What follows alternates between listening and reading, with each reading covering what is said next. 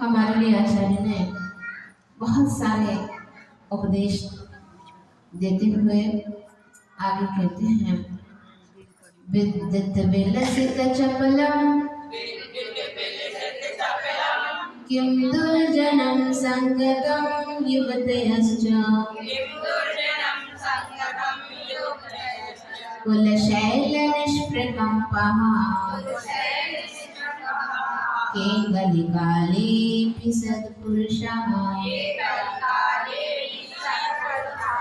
विद्युत विलसित चपलं किं दुर्जनं संगतं युवतयश्च कुलशैल निष्प्रकम्पः केङ्गलिकालेऽपि सत्पुरुषः।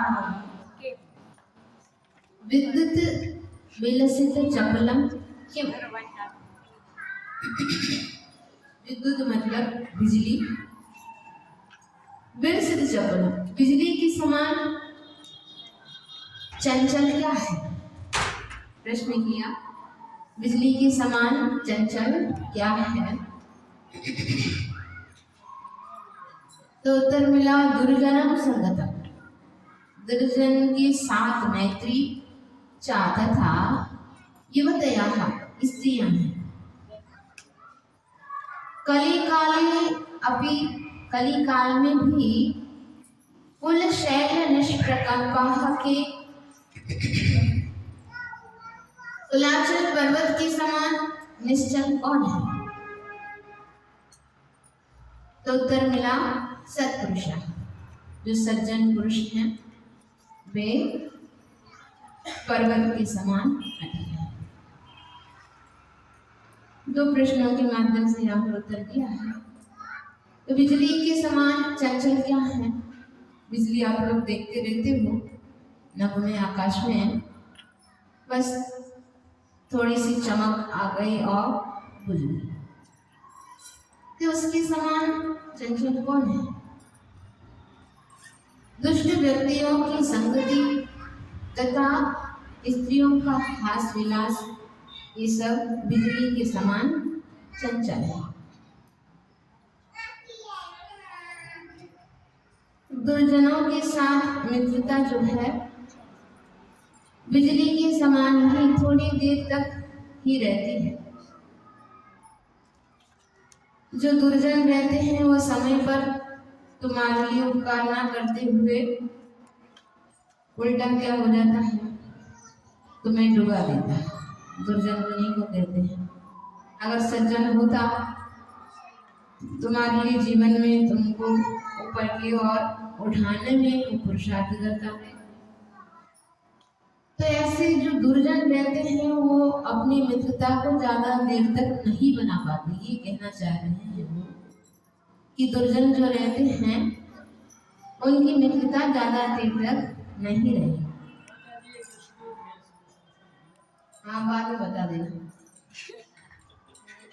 यह दुर्जन का स्वभाव ही होता है।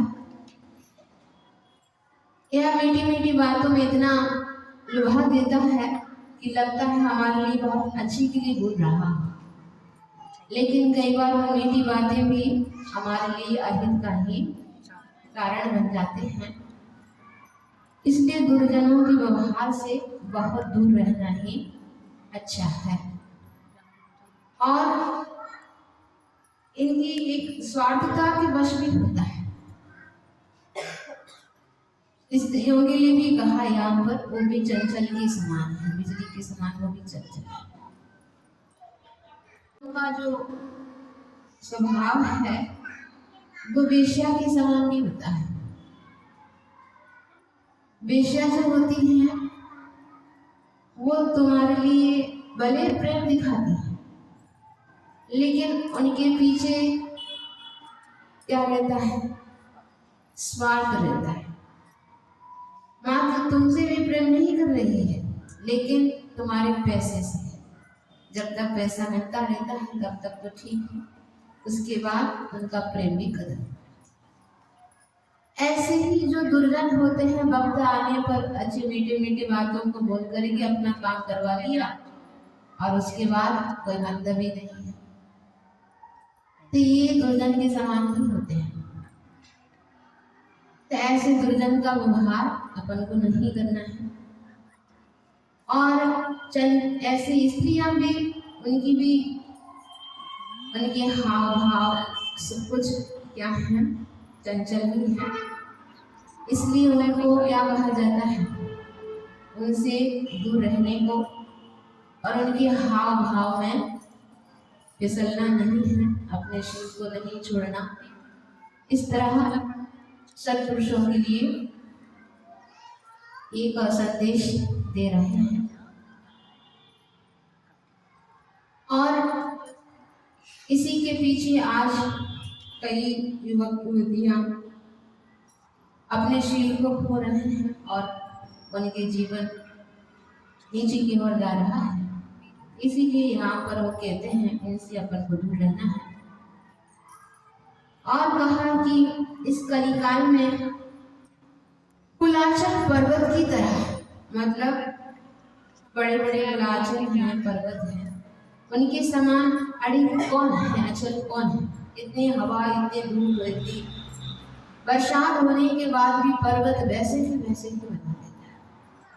तो ऐसे अड़ी कौन रहते हैं, कोई है क्या?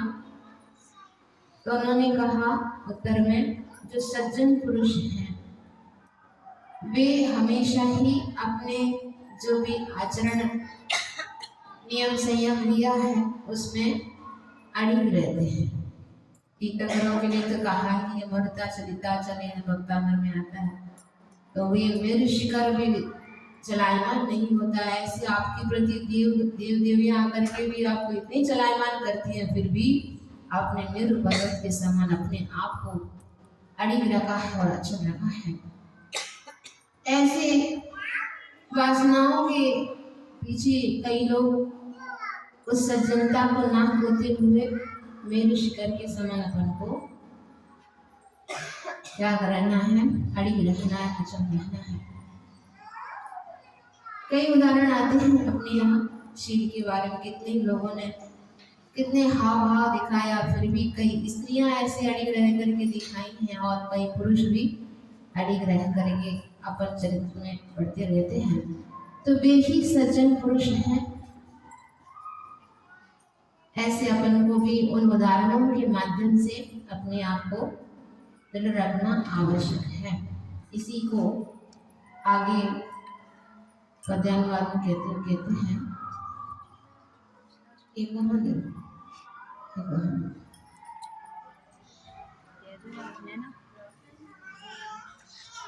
सब संपत के होते भीवा, खेद जनक क्या बात रही।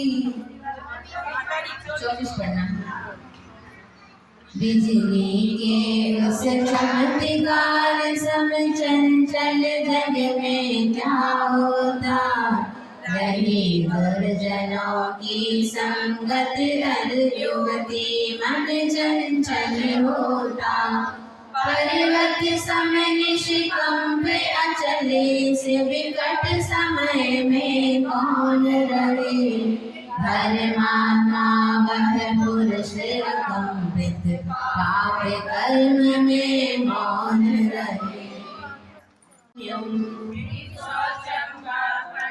सति विभवे किं प्रशस्य मौदार्यम्, तनुतर वित्तस्य तथा प्रभविष्णोर्यत्सहिष्णुत्वम्, किं शौच्यं कार्पण्यं सति विभवे किं प्रशस्य मौदार्यम्, तनुतर वित्तस्य तथा प्रभविष्णोर्यत्सहिष्णुत्वम्। किं शौच्यं, शोचनीय क्या है? तो उत्तर मिला कार्पण्य, कृपणता। सती विभवे क्यों प्रशंसा, वैभव होने पर भी क्या प्रशंसनीय है? उत्तर मिला औदार्य, उदारता।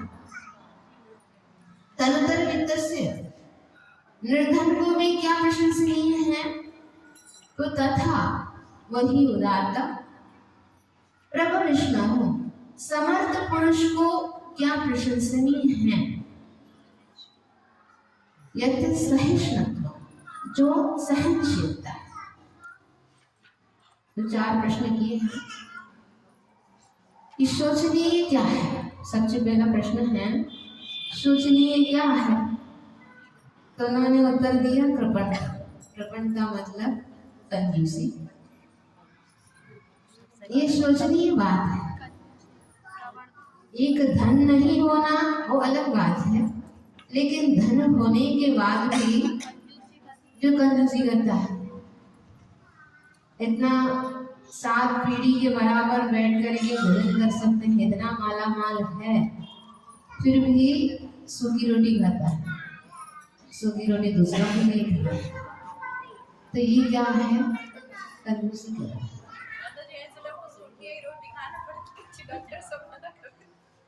आप ये खा नहीं सकते हैं, खा नहीं सकते ये बात अलग हो गई, लेकिन नहीं खाना और ना दूसरों के लिए देना ये अलग बात है। अब उनका पाप कर्म का उदय ऐसा आता है कि वे स्वयं खा ही नहीं पाते हैं, ये बात अलग है। लेकिन जो तुम्हारे लिए पूर्व के पुण्य उदय से तुम्हारे लिए वैभव मिला है, उसमें कंजूसी करके उसको घटाना क्यों? अगर आज मिला है तो तुम दान में दोगे तो उससे और ज्यादा बढ़ेगा।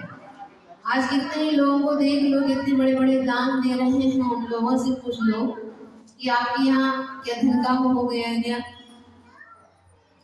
राजा से तो ये बोलते हैं 2 को 5 बनाने यहाँ आते हैं। उनका कहना ये है कि 2 को 5 बनाने आते हैं यहाँ। तो आखिर उस दान के माध्यम से हमारा पुण्य बढ़ता है, और पुण्य के माध्यम से ना जाने कहां से आएगा, आता है। कई लोग स्वयं कहते हैं कि हम लोग तो ये सोचते थे कि इतना दान दे दिया है। अभी लोग भी कह के गए थे कि हम लोगों ने कलश तो लिया है, इतना खर्च किया, इससे हमारे डबल लाभ। ये विश्वास जिनके अंदर होता है वे स्वयं इसका फल पाते भी हैं। ऐसे कंजूसी करके रखने से एक दिन नष्ट होना ही होना है। धन तो वैसे भी छूटना है, और उसको तो अच्छे दान के साथ देते हुए जाओगे, तुम्हारे पुण्य को लेके जाओगे, आखिर वो धन नहीं तो नष्ट होना ही है, उसका सदुपयोग तो कर सकते हैं। तो ऐसे कंजूसी को इन्होंने क्या कहा? सोचनीय है, बहुत विचार करने योग्य है। ऐसे लोग रहते हैं जो उन पर दया करते हैं। और कहते हैं कि वैभव होने पर भी प्रशंसनीय क्या है? बहुत कुछ वैभव है, फिर भी उनमें प्रशंसनीय क्या है? तो वैभव होने पर भी उदारता प्रशंसनीय है, अच्छे मन से देता है। कई लोग दान तो देते हैं, लेकिन उदार मन से देना ये बहुत बड़ी बात है। कई लोग तो जबरदस्ती में देते हैं, कोई नहीं है तो देना पड़ता है। तो ये देना पड़ता है, ये तुम्हारे अंदर वो भावना नहीं है, जबरदस्ती में देना पड़ता है, तो इसको प्रशंसनीय नहीं माना। तो अपने आप अपने मन से, किसी के जबरदस्ती में ना किसी के कहने पर, अपने मन से तुम दोगे, वो उदारता है। तो वैभव होने पर भी आजकल तो बच्चे भी तो मुंह बना करके देने लग जाओ, नहीं लेते, दे करके देखो। अगर तुम्हारा मन प्रसन्न है तब कुछ खिला रहे हो या उसको कुछ दे रहे हो, बना करके चले जाओ, तुमसे क्या लेना? खुद ही मुंह बना करके दे रहे हो, हम क्या करें? तो जब एक लौकिक में ये देखा जाता है, फिर तो धर्म के क्षेत्र में तो अपन को प्रसन्न मन के साथ, उल्लास के साथ उसको देंगे तो फल और ज्यादा मिलता है। ये उदारता हर व्यक्ति के अंदर नहीं हो सकता, बहुत कठिन है, बहुत विरल ही जीवों के अंदर ये उदारता है। आप लोगों ने उदाहरण भी पढ़ा होगा, एक कर्ण के लिए उदारता के लिए बहुत प्रसिद्ध है। और भी कई चीज़ों में प्रसिद्ध है वो, लेकिन उदारता में भी वे प्रसिद्ध है। लेकिन अर्जुन जब जब श्री कृष्ण से ये सुनते हैं तो वे क्रोधित हो जाते हैं। तो बार बार उन्हीं की ये तुम नाम लेते रहते हो, मेरे भैया भी तो है, मेरे भैया भी दान देते हैं, वो भी उदारता के साथ दान देते हैं, उन्हीं का नाम क्यों लेते रहते हो? तो उन्होंने कहा चलो बार बार नाम लेने पर तुम्हें बहुत तकलीफ हो रही है, चलो दिखाते हैं, चलो दिखाते हैं। तो बहुत वर्षा हो रही थी उस समय, वहाँ पर पहुँचे युधिष्ठिर के पास और जाकर ये कहा कि आपके यहाँ हम अतिथि बनकर के आए हैं और आप सुना है कि बहुत दान देते हो, जो भी अतिथि सामने आते हैं उनको खाली हाथ कभी जाने देते नहीं हो। तो हम लोगों के लिए अब कुछ चंदन की लकड़ियाँ चाहिए, हम लोग को बहुत जरूरत है, अभी चंदन की लकड़ियाँ चाहिए, आप दे दीजिए, जितने भी हो जाए 4-5 किलो हम लोग को चाहिए, आप हो सके तो दीजिए। तो उन्होंने प्रयास तो किया, मना तो नहीं किया, उन्होंने प्रयास किया कि आप बैठिए, तब तक हम नौकर को भेज करके दिखवाते हैं। नौकर को भेजा और बरसात का समय होने पर कहीं पर भी सूखी लकड़ियां मिलना बहुत कठिन हो गई और कहीं भी बिन बिन करके उसने 1-8 किलो ला करके रखा और कहा कि इतना ही मिल पाया है और ज़्यादा लकड़ियाँ नहीं मिल पाई, बरसात का मौसम है, क्या कर सकते हैं। अब इतना सुन लिया इनके मुख से, आप देख लिया ना, बस इतना ही दिया, चलो एक की परीक्षा हो गई, अब चलो उसके पास।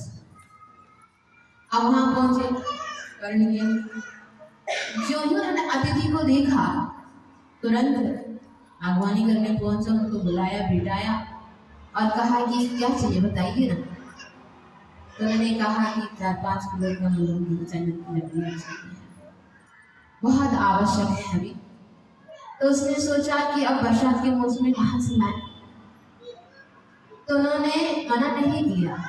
हमारे द्वार पर कोई अतिथि आया हो और हम उसको उदास करके कैसे भेजें? तो उसका मन नहीं किया, कहना तो कह भी सकता था, लेकिन उसका मन नहीं किया, उनको बिठाया, अभी तुरंत आते हैं, आप बैठिए। तो वो अंदर गया और अपने महल में जो चंदन की दरवाजे, चौखट और भी पलंग, जितने भी सामान बना के रखे थे, उन सबको मिटाया और लकड़ी ला करके सामने रख दिया, लीजिए ले जाइए। तो उससे पूछा आप इतनी सारी लकड़ी कहाँ से लाए? तो उसने कहा कि जो बना हुआ था हमारे घर पर, अब बरसात के मौसम में तो आपकी लकड़ी हम दे नहीं सकता, तो मैं क्या कर सकता, ये सामान तो दोबारा भी बन जाएंगे, जब वापस सूखी लकड़ियां जब मिलेंगी तो दोबारा भी हम ये सब बना लेंगे, लेकिन पुरानी अतिथि तो नहीं आएंगे हमारे सामने। तो उसने अपने सामान को मिटा करके उनके लिए लकड़ी, इतना बड़ा उदाहरण है, ये है उदाहरण। हमारे तो सब देखते हैं, लेकिन अतिथि आए उनके जब आवश्यकता पड़े तब करना उनके लिए काम की चीज। जब आवश्यकता है ना तब तो करते रहे, जब आवश्यक है तब तो दूर हो गए, क्या हो। तो जब आवश्यक है तब दिया गया दान बहुत उदारता का कारण बनता है। तो ऐसी उदारता होना, वैभव होने के बाद भी उदारता होना बहुत बड़ी चीज है। और कहा कि समर्थ पुरुष को क्या प्रशंसनीय, सब कुछ सक्षम है तो उनके लिए क्या प्रशंसनीय है। उसके ऊपर एक और दिया कि निर्धन के लिए भी क्या प्रशंसनीय है, भले उसके पास कुछ भी ना हो तो भी मन भाव तो कर सकता है कि वही उदारता तुम्हारे अंदर बनाए रखो, भले तुम्हारे पास कुछ भी ना हो फिर भी देने का भाव हमेशा बना के रखो। उसमें क्यों उदासी करें, कंजूसी क्यों करें, भाव बनाने में क्या जाता। तो वही उदारता निर्धन के लिए भी प्रशंसनीय है। और अंत में प्रश्न किया कि समर्थ पुरुष को क्या प्रशंसनीय है, तो कहा सहनशीलता। क्या है? सहनशीलता ही वही समर्थ पुरुष के लिए प्रशंसनीय है। सब कुछ शक्तियां हैं फिर भी तुम सहन नहीं कर पाते हो, तो क्या मतलब? कहा वीर कहलाते हैं और थोड़ी थोड़ी बातों में अपन सहन नहीं कर पाते, कोई काम का है नहीं। इसलिए हर वक्त पर अपन को सहनशीलता भी लाना आवश्यक है, जिसको समता के माध्यम से भी कहा जाता है। महाराज आज कितने ही सहनशीलता के साथ आज भारत में विहार कर रहे हैं। अगर वह सहनशीलता ना होती तो मोक्ष मार्ग में तो प्रवेश ही नहीं है। जो ही तुम्हारे लिए वैरागी बनोगे, तन के प्रति मोह छोड़ोगे, सहनशीलता तुम्हारे अंदर हो, तो वही मोक्ष मार्ग में तुम्हारे लिए प्रवेश है। क्योंकि पल पल तुम्हारे लिए परीक्षा है, पल पल में तुम्हारे लिए परिचय है। तो उस समय तुम्हें परीक्षाओं को जीतने के लिए सहनशीलता की आवश्यकता है। तो इन्होंने इसलिए ऐसे समर्थ पुरुषों के लिए क्या कहा, सहनशीलता की आवश्यकता है। इसी को पद्यवादन कहते हैं। सब संपत्ति के होते भी फिर जनक क्या बात रही, दान दिए जनक क्या बात रही, दान दिए बिन कंजूसी हो, बड़ी खेद की बात रही। संपत्ति सब प्रशंसनीय, क्या उदारता होती जिसके, निर्धन बलिष्ठ प्रशंसनीय, कब उदार सहन शक्ति जिसके। बोले महावीर भगवान।